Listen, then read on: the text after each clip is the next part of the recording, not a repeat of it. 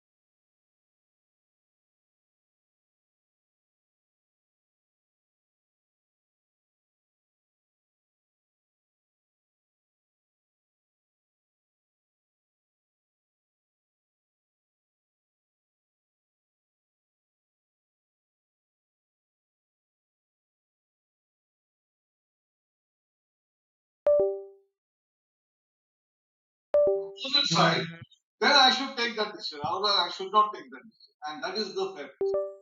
And many times our movies and many drama I have seen where the sign of the judiciary is there, and the judge comes into a very difficult situation, and that's why one of the symbolic thing which is represented in all the courts and everything is balance is there, and there are two sides, and both.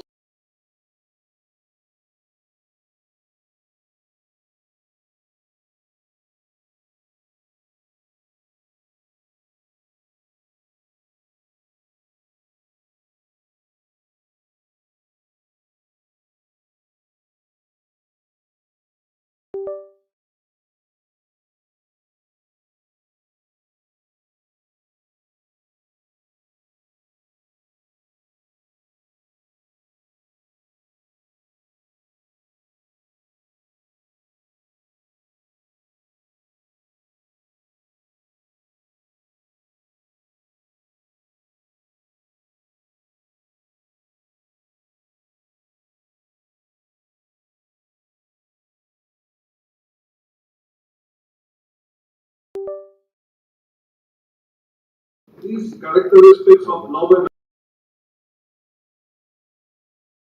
them whenever some mistake occurs. Like for example, copying.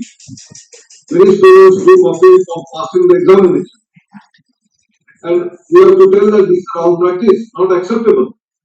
First time someone has done it, we may excuse with our love and affection and do correct course correction. Next time you do, you are going to fail in the exam. So that is a principle which we should be able to adopt. Then we have, as I said, coexistence. We all live in the same society.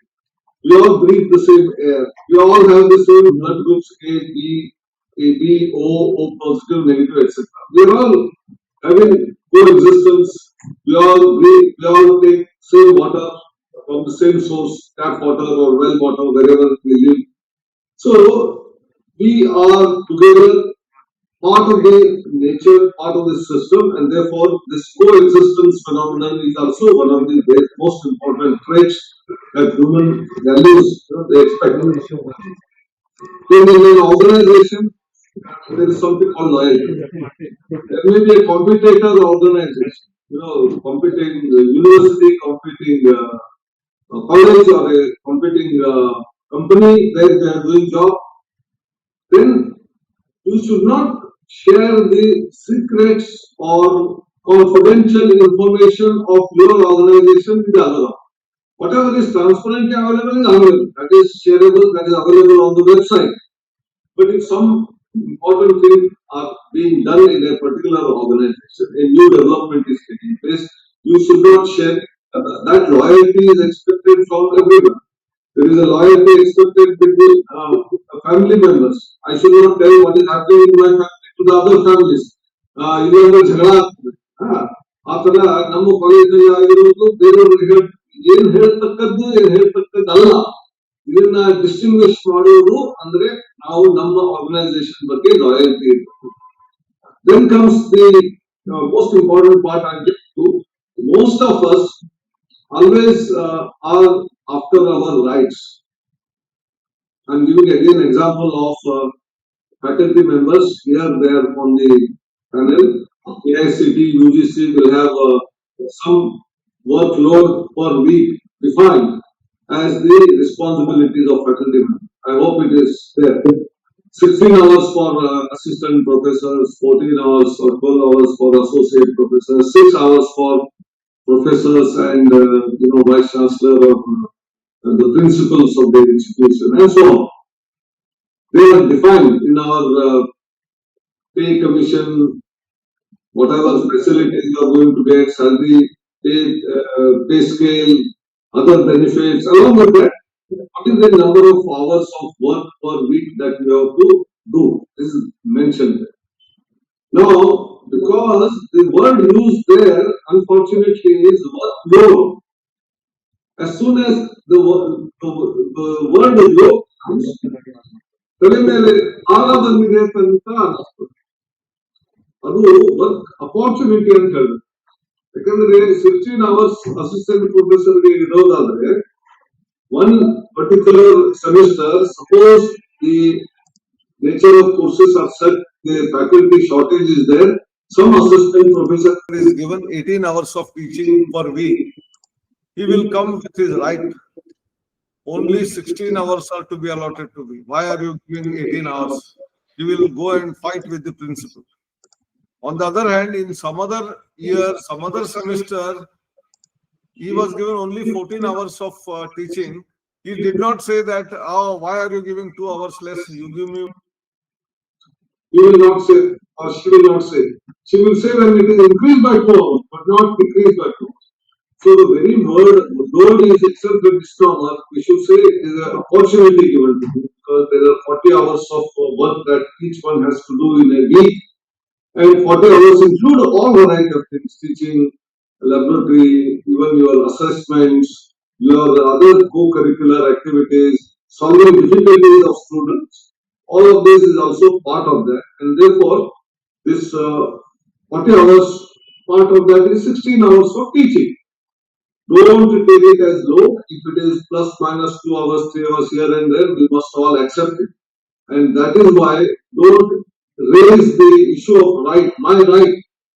The right is only when you are right, not when you are wrong. So the duties and responsibilities are also equally important along with right. So one of the human values is we demand right, fine, but we should also respect our duties and responsibilities and cater. That is what is expected as universal human values. Since Registrar Rampureji said about civil engineers, their professionalism, ethics, and when we graduate and come out and start professing our profession, all varieties of professions, they have certain ethics to be followed.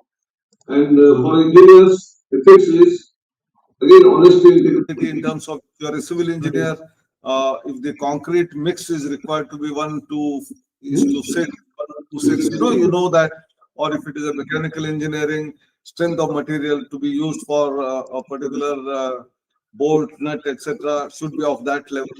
So if we don't follow our professional attitude of testing the material and using it in the right proportion, catastrophic incidents will happen. Bridges will collapse. Maybe some automotive will explode. All of those kind of things will happen, and therefore our professionalism is important. Whatever we have studied, learned as theory, we have to learn to practice through the internships if required. And after we know how the industry is working, practicing, in our whole life, we should follow our ethical practice of our profession. Same is the case with doctors, same is the case with lawyers, same is the case with architects. So every profession, even as a teacher, we are all faculty members. Our role is to create the next generation, to create our society. Teachers have the biggest role. Although engineer or doctor, they have one short incident activity. Our activity is to create the entire several generations of students. Once we become a faculty member, we are there for about 30 to 40 years. Every 5-6 years, one generation will pass on. So at least we are creating 7-8 generations of students who will go into the society and they will perform their life activities in that place. So if our attitude, our behavior is worth emulating, then we are transferring it to all those 6-7 generations of students. If I'm saying that we have to be truthful, we told truthfulness, honesty, integrity, all of that. And there are examples that at home, father is sitting and some son is also studying somewhere. Suddenly mobile phone rings, and instead of father, because it is nearer to the table where child is studying, he will pick it up and he is about to answer the question asked by the other side. ಪಪ್ಪ ಇದ್ದಾರಾ, ಅವ್ರಿಗೆ ಸ್ವಲ್ಪ ಕೊಡು ಅಂತ ಹೇಳಿದ್ರೆ ಅಲ್ಲಿ ಪಪ್ಪ ಹೇಳ್ತಾರೆ ಮನೆಯಲ್ಲಿ ನಾನು ಇಲ್ಲ ಅಂತ ಹೇಳ್ಬಿಡು ಅಂತ ಹೇಳಿ. So what truthfulness our children will adopt it. Same way in the school, in the college, in the university, what teachers are professing or what they are talking in their classrooms, if they are not following, students will not follow. That is one of the most important things. That's why we must first do what we want to say and then tell it to the students. And that is why I am raising very important terminology used in the Taittiriya Upanishad at the time of graduation, convocation. There is an oath taken everywhere. Are you taking oath or not? In universities, in the convocation, all the students are asked to stand up. In some places, they put a hand on the heart. Somewhere they will put hand like this, or in some format, and then they will read out. Someone will read, and someone, all students graduating will reiterate it. In our ancient Gurukula system, when the students were graduating and going out, Taittiriya Upanishad has very beautiful statements which are true. Today, all universities do it. Whether we follow it later or not is a different thing. That is where I will come to. But Satyam Vada Dharmam Chara, no, you be truthful, you have to be honest, you have to follow your professionalism. Dharma is not religion. You have to follow your profession in a professional way. And Swadhyayan Maya Sarvadaha, that means you have to keep learning. Learning will not stop after you go out of the Gurukula or after you go out of the university with a degree of Bachelor of Engineering, Master of Engineering, or PhD. Your education is not over. It is just the beginning. Lifelong learning. This is a new word which has become very common because technologies are changing so rapidly that what you learned in the university is outdated by the time you go out of the university. And therefore, you have to be a lifelong learner. And if the professors, people like me, are telling others that you have to be lifelong learners, are we ourselves lifelong learners? We have to introspect. If we are not lifelong learners, we have no authority to tell students to be lifelong learners. Then anyway, students will have to do lifelong learning because otherwise they will lose their jobs. So these are very important things. Now I come to all the nations of the world, whether they like it or not, they may say something, they may do something else, but respect sustainable development goals. Even Prasad Rampure in the beginning did tell about sustainability and sustainable development. Our association with nature is very, very important. So whatever we have got is from the nature, from our Dharti Mata. We call Bharat Mata. Bharat Mata is for our geography, but overall, it is the whole planet which has given us water, oxygen, food, all the benefits that we enjoy today are the gift of the nature. So we have to respect nature, we have to maintain it, and that's why all the 17 sustainable development goals are equally important. They are all, again, part of the universal human values. So I have listed out a variety of universal human values, which are all significant and important.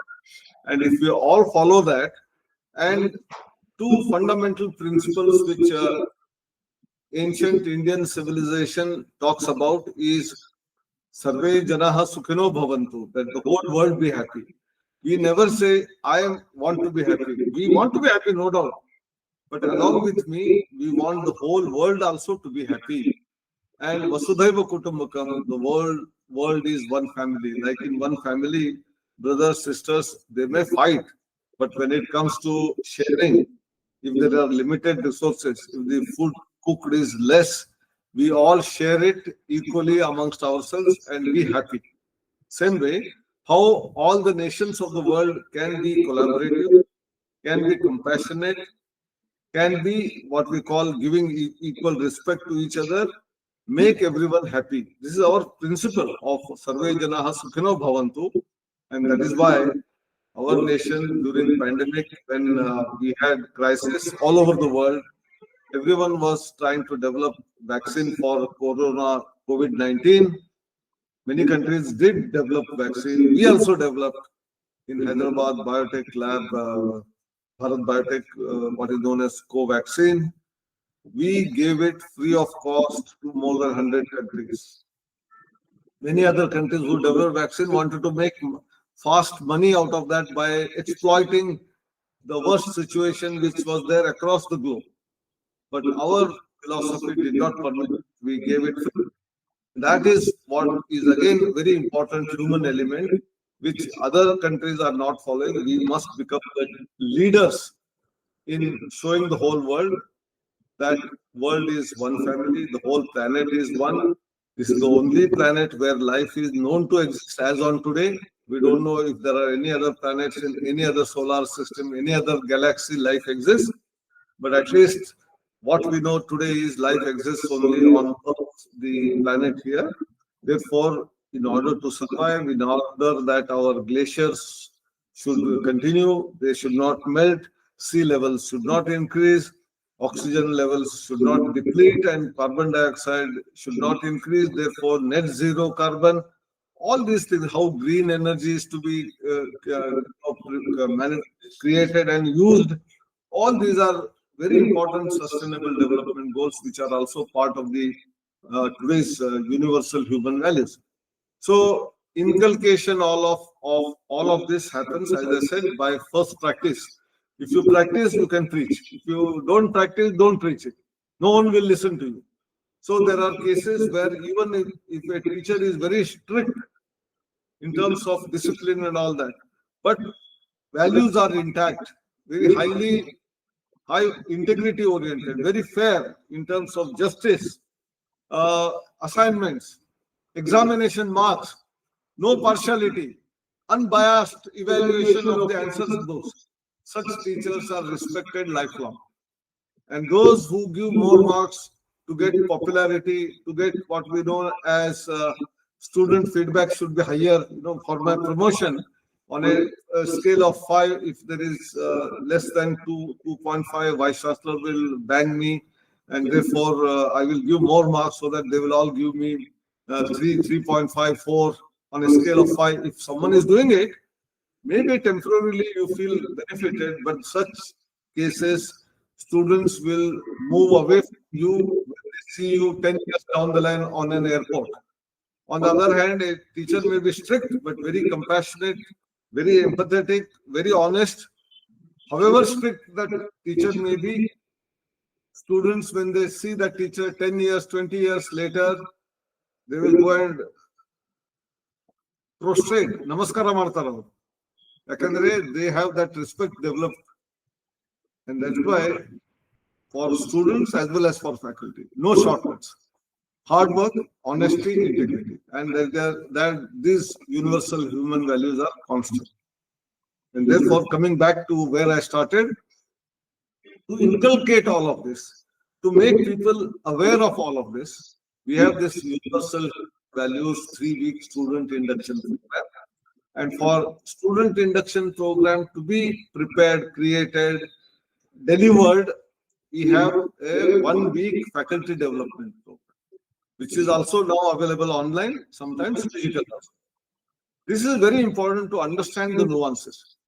Because when you ask any fresh student who comes to the college, ask them, why have you come to engineering discipline? Some will say, sir, I was not interested. My parents pushed me here, therefore I have come. My elder brother said, you have to take engineering, so I have come. Or my relatives, whatever. This is one set of students. Some other students would have taken engineering because the employability is nearly guaranteed. Compared to doing arts, BA, sociology, economics, there are less jobs. If I do BE and especially BE computer science, job is almost guaranteed, therefore I can. So the education has become sort of a commodity. Education has become like, out of that, we need something like employment. Therefore, I have come. That is this philosophy of most of them. No one has come that I want to understand nature, I want to understand engineering, why something does some. No student answers like this. That is a pity. So we have to tell them that world, globe, Prithvi, Earth has huge challenges in terms of sustainability, in terms of the industrialization, which has brought a lot of pollution in the cities, towns. Water is polluted. We can't drink water straight away from the river. Imagine 30, 40 years ago in our childhood, any river we used to go, we were able to take water in our hands and drink like this. Today, even the best of the rivers, it is all smelling, so much of dirt, we are hopeless, unless it is purified we will not be able to drink that water. So we have spoiled our planet to a great extent. So our next generation should be given planet in better place than what it was achieved by us. That is the principle. That is what we have to train them. And that is why during this Universal Human Values Induction Program, all of these are there. Do you want to be happy? When we ask, which student, which faculty, or which vice chancellor will say, no, no, no, I want to be unhappy? Everyone will say, I want to be happy. What are the sources of happiness? Many of us will tell, no, no, I want a big bungalow, beautiful farmhouse, a Mercedes car, some various types of physical, what we call pleasurable items, they will say. Is it the true happiness? If you get that car, will you become happy? On some day, you will see your car is maybe, what is that, Maruti Desire. Someone else is driving a Mercedes, you will feel envy and say that I'm unhappy because that fellow has that car. Why are you comparing? If you have even a scooter or a bicycle and you are able to carry on your business as usual, you should be happy. But our greed is maximum. Again, Mahatma Gandhi said there is enough in this planet for everyone's needs, but not for even the greed of one single individual. Yeah, I know. So I don't want to mention names of the people. Negative names I don't want to take. Positive name I have taken. Negative name I don't want to take. There are people with hundreds of flats, one big building in which whole building is owned, but still they are unhappy. Whereas there is someone in the remote village with small hut made of bamboo, covered by grass. Happily he lives, no air conditioner, the natural air conditioning, he is happy. So I think happiness is in the state of mind. Of course, I'm not saying that we should not get meals a day, two clothes to wear, shelter on our head, clean, good drinking water, oxygen to breathe. All of these are necessities. Beyond that, anything which we are beyond that is a greed. I think happiness does not come from greed. Happiness is brought by the greed, whereas happiness is in self-sufficiency in whatever we have. And that is the spirit of self-rule or panchayat rule. At every level, governance should be good. All of these are principles which we should enunciate. So in our student induction program, apart from all the universal human values, some of the things which will get them employment is also important. Or some of them who will become entrepreneurs later is also equally. Therefore, some kind of training about the communication skills. We have how to do work, therefore internship. You have to have industrial visits. You should know the place where you are going to study, a neighborhood. What are the historical places nearby? Lectures and some of the experiential talks by some of the eminent people. If you organize all of this in the student induction program and not computer games, but physical games, exercise, the importance of health, hygiene, maintenance of your body, mind, and brain. In our Indian philosophy, we talk about Sharira, Mana, Buddhi, and Atman. How do we evolve in all of this? Therefore, maintaining good body means good health.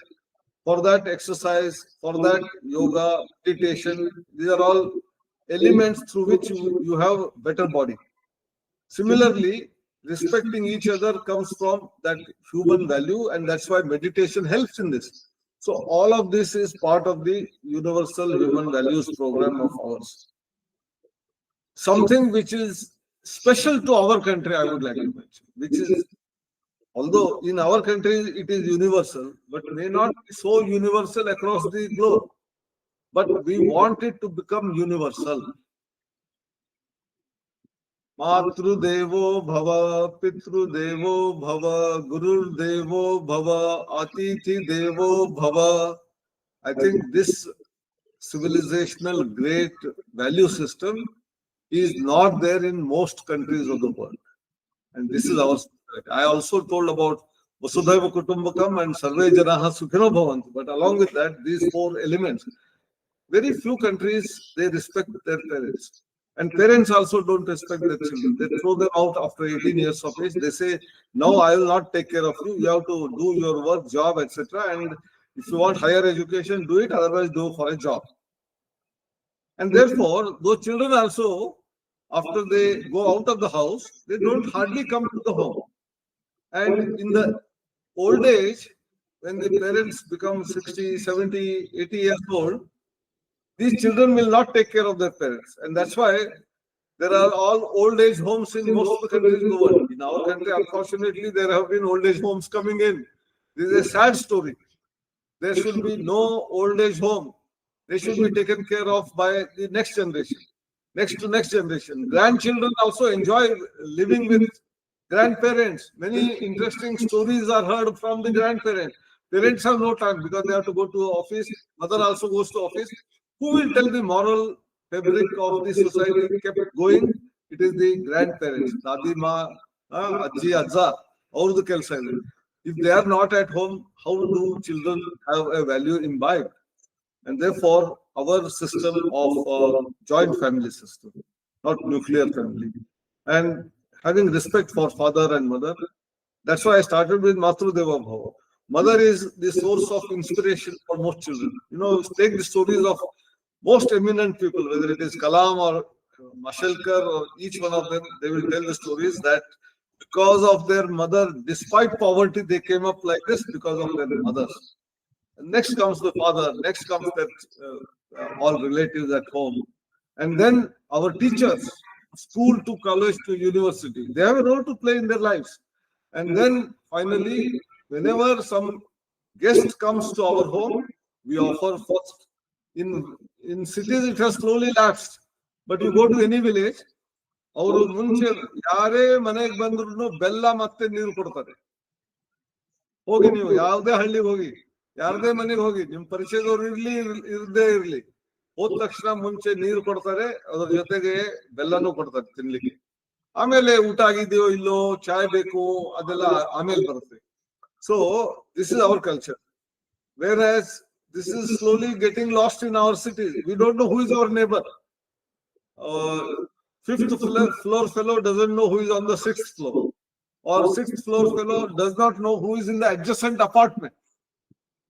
But in villages, even today, we have common festivals, Dasara, Diwali, ella vattige ಮಾಡ್ತಾರೆ. Many things are done common. And that spirit, and one of the places where all of these activities happen sometimes is the temples. Temples are not just religious places where we pray to the God. They are places where we have a community life, and which is very, very important. And most of the places, temples are at slightly higher altitude. You observe, most of the temples are ಗುಡ್ಡದ ಮೇಲೆ ಇರ್ತವೆ. ಯಾಕೆ? ಅಲ್ಲಿ ಹೋಗ್ಬೇಕಂದ್ರೆ natural exercise ಆಗುತ್ತೆ, ಹೋಗೋದು ಬರೋದು. Plane ನಲ್ಲಿ ಇದ್ರೆ ಜಾಸ್ತಿ ಆಗೋದಿಲ್ಲ. ನೀವು if you are climbing stairs, naturally you exert more energy, you will be healthy. Secondly, because they are at a high altitude, if there is a flood in the village, you can go and take shelter there. And there are big halls in the temple where you can have not sermons only, but even teaching, many exercise, many things can be done as a social activity. So these are all temples, also are temples of learning by schools and colleges. So I think we have huge value system which we have from the ancient wisdom, Gurukula system to Nalanda, Takshila. We have got excellent 64 arts, music, draft, drama, dance. This is also part of the induction program.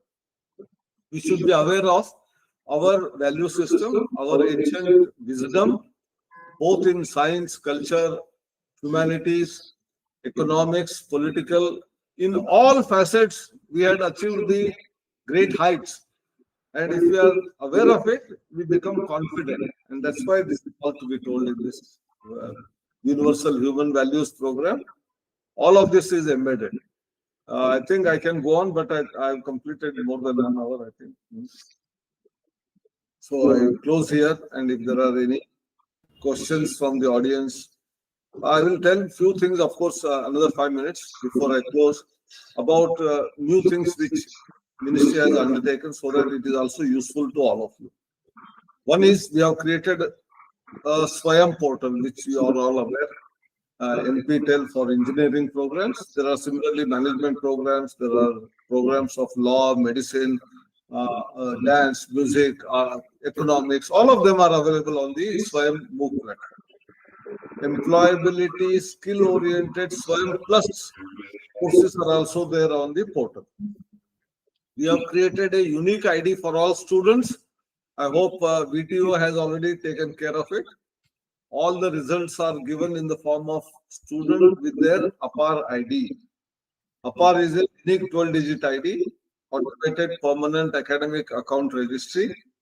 If the results of semester are given for every student in an Excel sheet along with the name of the student, the courses taken, and the grade secured, it will be deposited in academic bank of credits, which is validated, and therefore students need not carry hard copy certificate when they apply for job, when they apply for higher education, when they apply for entrance exam, when they apply for entrepreneurship. Wherever they go, they can only share their 12-digit ID, and authenticated credentials of the student are shared with whoever needs it.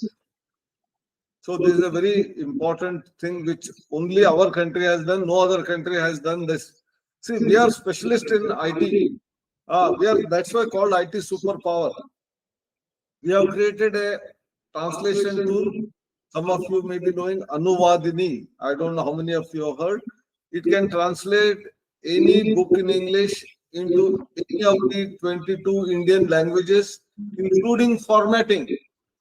Means in the book you have chart, graph, pictures, font size is different, color is different. Exactly in another language, exactly same location, same chart, same figure, with the content being translated in another language, we are able to create. No other tool in the world can create it. Translations are available from Google, Microsoft. They do text translation. We can translate including all features of the book into another language. This is another thing. During COVID, we had COVID as the app. You all remember 5 years back when we did vaccination. By the time we came out, we had a vaccination certificate in our mobile phone. Yes or no? Yes, sir. Whereas USA, so-called the developed country, were giving handwritten certificates. They didn't have this kind of a technology. We have today UPI. I don't have to carry my purse, no credit card, nothing, only mobile with connectivity. I can go to the nook and corner, chai wala shop in the somewhere, coconut water, or street vendor, or even tomorrow, or many places. Coolies are also carrying their QR code, and you put it. I'm joking. Beggars will also carry QR code and say that you want to give 1 rupee, I will not accept, at least 10 rupees through QR code you give me. So 48% of the world's digital transactions are happening from here. So this APAR ID and Academic Bank of Credit is a unique way of identifying the right candidate with right credentials to be shared anywhere. So you don't have to carry hard copy, gazetted officer certified copy of the certificate. This is what technology-wise we are able to do. In terms of interesting content, we are going to come with an interesting platform called Vidyasetu very shortly, which will have teacher training modules for exciting content to be delivered in the classroom by the teachers. We already have Malviya Mission Teacher Training Centers where about NEP, about the professional development courses are already available. But many of them sometimes are not very interesting. We want to create very exciting, interesting content using animation, visualization, using augmented reality, virtual reality, so that what teachers learn, they can then take it to the classroom and teach it in the classroom in the same way. So teaching learning process can become very effective, very interesting, very exciting, inquisitive, thereby we will become innovative. And when I use the word innovative, I'm again telling another statistics. 10 years back, we were 81st position in the global innovation index. Today, our number has come to 38th rank. From 81, we have come to 38th rank. That means we have covered half the journey, more than half the journey. If you continue to develop further innovative practices in our colleges and universities, we will be in the top 10 in the next 5 years. That is what we should be able to do. In terms of entrepreneurship and startups, we were having 400 startups 10 years ago. Today we have 1,57,000 startups running. Of course, the number of registered were 1,75,000. Some of them continue, some of them not. But continuing startups are 1,57,000. How much of increase? From 400 to 1,57,000 from tier 2, tier 3 cities. In the recent, our conflict, unfortunately, this is a universal human value. I should not mention it, but still I'm mentioning conflict which happened in the month of May. We all know Operation Sindoor, because someone attacked and we had to take our measure. The drones were supplied by tier 2, tier 3 city companies, not by big companies. And so our startup journey has enhanced. We were 11th largest economy 10, 11 years ago. Today we are 4th largest economy. You look at any parameter, we have been growing and growing. And our vision of our Prime Minister is Sabka Saath, Sabka Vikas, Sabka Prayas, everyone's efforts. And our journey from 11th to 4th largest economy, from 400 startups to 1,57,000, our global innovation index, our ease of doing business. If you look all of that, if you continue to progress with universal human values as our goal, our ethos, I'm sure by 2047 we will become Viksit Bharat, developed country in the world. Thank you very much. Namaskar. Thank you so much, sir, for such a inspiring address. You address the gathering in a very simple and engaging tone, sir, using numerous practical examples to effectively convey the message and inspire not just students but all of us. On behalf of VTU UHV Cell and the organizing committee, I extend a heartfelt gratitude to Professor Anil D Sahasrabudhe, sir, for sharing his invaluable insights and inspiring thoughts. Your guidance enriches our understanding and commitment to universal human values, providing a strong foundation for all of us, to grow personally as well as professionally. We also thank our Hon'ble Vice Chancellor, Professor S. Vidyashankar, sir, in his absentia, who has always been a strong pillar of support and encouragement for UHV initiatives at VTU. Under his visionary leadership, VTU champions transformative initiatives like this. I thank our beloved registrar, Dr. Prasad B. Rampure, sir, for his continued support and guidance. We also express gratitude to Registrar Evaluation, Dr. U.J. Ujwal, sir, for your continued encouragement and cooperation. Our gratitude is also to all the university and college authorities for their support and presence. Our gratitude extends to every principal, regional and event coordinators, especially to all the first semester students whose participation makes these sessions impactful and meaningful. I thank our technical team for their support throughout the session. I once again thank each one of you for joining us today to uphold and spread the spirit of universal human values. Thank you so much, sir. Thank you, sir. Anil Sahasrabudhe, sir. Thank you very much. Oh, namaskara. But ಯಾರಿಗೆ question answer ಬೇಕಂದ್ರೆ So questions will be sent through mail only. Yeah. Okay. ಆಮೇಲೆ ನಾನು ನೋಡ್ತಾ ಇದ್ದೀನಿ ಜೆಮಿನಿನಿಂದ notes ತಗೊಂಡಿದ್ದೀರಾ ಅದು download ಮಾಡಿ ಕಳಿಸಬಹುದಾ? Yes, sir. Please. I saw that in Gemini. Yes, sir. There have been whatever I spoke is getting recorded. Yeah. Yes, sir. That YouTube live streaming will be available anytime, sir. I will share. No, that is different. But in the text form, I saw here. Yeah, sir. That I will do. Sir. Thank you, sir. Thank you, nice, sir. ತುಂಬಾ ಚೆನ್ನಾಗಿ. Namaste. Namaste.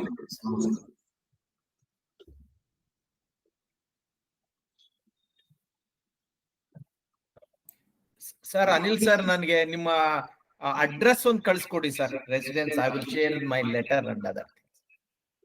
ಇಲ್ಲ ನಮ್ದು office address ಇಲ್ವಾ ನಿಮ್ಮ ಹತ್ರ? ಇದೆ sir, but ಅದು last time ಒಂದ್ ಬುಕ್ ಕಳ್ಸಿದ್ದೆ, ಅದು ವಾಪಸ್ ಬಂದ್ಬಿಡ್ತು. ಅದು ಸಂಡೇ ಬಂದಿರ್ಬೇಕು, ಆಫೀಸ್ ಕ್ಲೋಸ್ ಇದ್ರೆ ಅವನು ವಾಪಸ್ ತಗೊಂಡು ಹೋಗಿರ್ಬೇಕು. Okay sir, I will share it to that office. Okay, thank you sir. Nice sir. Thank you. Thank you so much, sir. Thank you.